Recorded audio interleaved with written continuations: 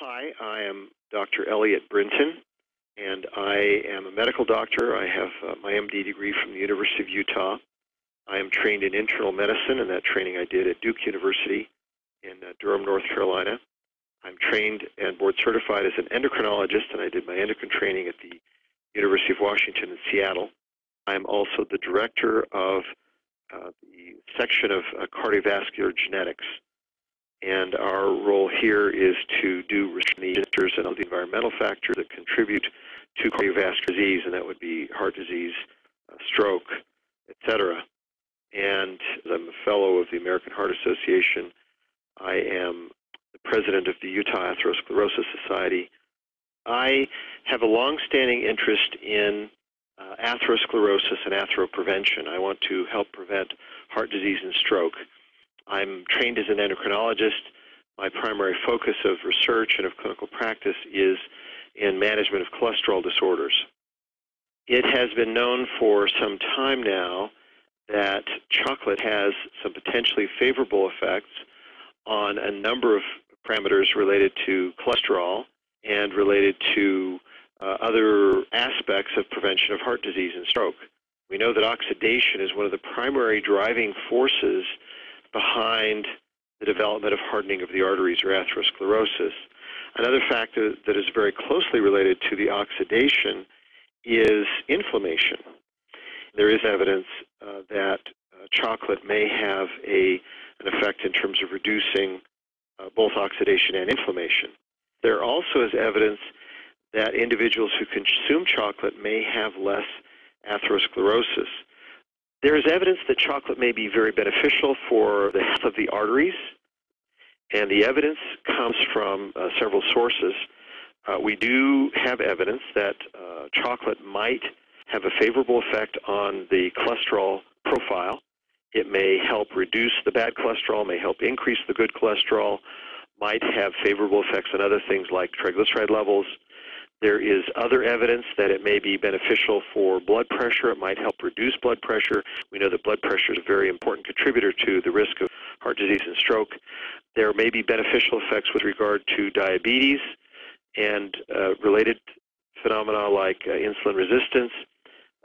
Blood sugar levels may go down. Blood insulin levels may go down. We know that oxidation and inflammation are important factors in atherosclerosis. And there is evidence that chocolate is an antioxidant and may help block oxidation in the artery wall, may help reduce inflammation in the artery wall. As a physician, I think that there is potential benefit from consuming chocolate on a regular basis. So trying to reduce the intake of fat and sugar at the same time maintaining one's intake of chocolate is a sensible approach. So if you can get your cocoa powder in ways that don't give you quite so many calories, quite so much saturated fat or sugar, intuitively it should be much healthier. Our immune systems protect us from the environment we live in. Unfortunately, the toxins and pollutants poisoning our environment have overtasked our body's ability to ward off disease. Chocolate may provide the answer. My name is Dr. Jeff Bennert, and I'm a board-certified naturopath. My wife and I have had a wellness center for about 13 years in Amarillo, Texas, and I've been involved with natural healing and on the nutritional side for quite a number of years now.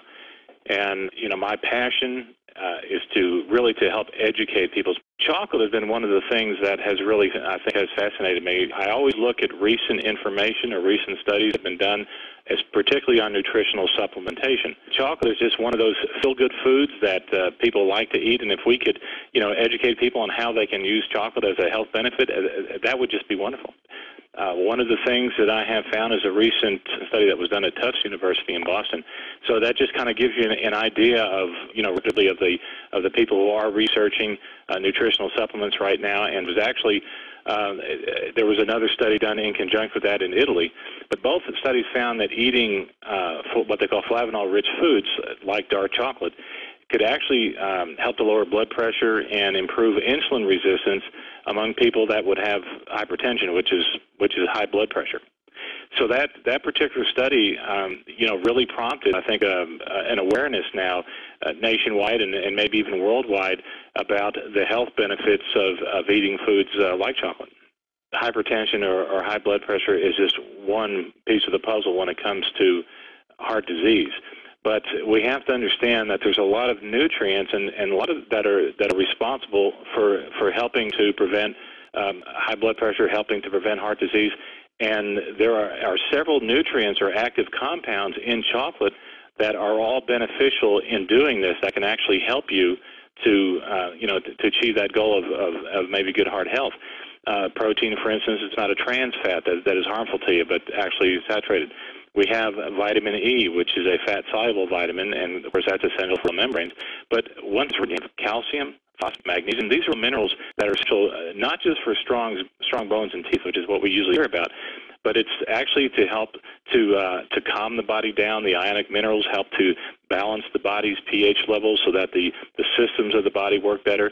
And those particular minerals are crucial in helping to lower blood pressure. It's also great for building muscles. And remember, the heart's a muscle. You also have the antioxidant potential, the flavonoids, the different catechins that are in there that are polyphenols that help the body to produce this antioxidant effect, so you can reduce oxidative stress, free radical damage. So there's a lot of things that we don't think about or not aware of with chocolate that can be very beneficial. When we talk about chocolate, I have a real strong opinion about the immune system and rebuilding. And when I look at whole food supplements like chocolate, I want to use foods and supplements that will help to rebuild or strengthen or bolster people's immune systems. Any of the compounds that you find in the whole food substance out there, like cocoa, like chocolate, are going to contain polyphenols and the catechins. These are the different compounds that are actually responsible for the anti-aging aspect of the body to fight free radical damage. And all this adds to building the immune system. It actually strengthens the immune system. There is a compound in chocolate called PEA, phenylethylamine, and that has been known as a mood elevator for sure. And that has been used as a compound by itself, an extract from chocolate, to actually to help somebody even with ADD, for instance, ADHD. Can be a help there. We've seen research on that. We've also seen it with helping with migraines or PMS. Chocolate has a long history as a very popular food in many cultures. That even includes as far back as the Aztecs and the Mayans. And even today, chocolate is considered a luxury food, and you should eat it sparingly because it can contribute to things like obesity, like we talked about. But just remember that with chocolate, it's the sugar that is the health problem, the health challenge. It's not the actual chocolate itself or the components that are found. It can be a very good health food if it is used in the way that it was intended, as a whole food and not as a dessert. We've just heard from 4 accredited health professionals who've dedicated their lives to researching new and better ways to live healthier.